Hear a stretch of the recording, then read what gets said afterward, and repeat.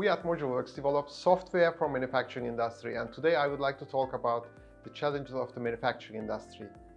If you look at CNC machining, machine tools are used, cutting tools are consumed, people program parts using CAM systems. So basically, the magic three ingredients of making a part programmed and produced are the CNC machine, the cutting tool, and the people programming these machines using CAM systems. So if you look at all three, they all need to advance in digital transformation. The machines needs to be collision protected, smarter, optimize the machining in real time, monitor the process.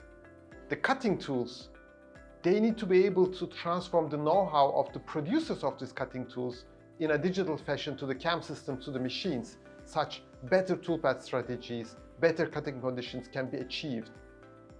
And at last, but also very important, are the people orchestrating and programming these machines using CAM systems. They have a productivity gap because they are not using the best digital transform solutions to get the output. They need to have more simple, more productive solutions to increase the output of the manufacturing facilities.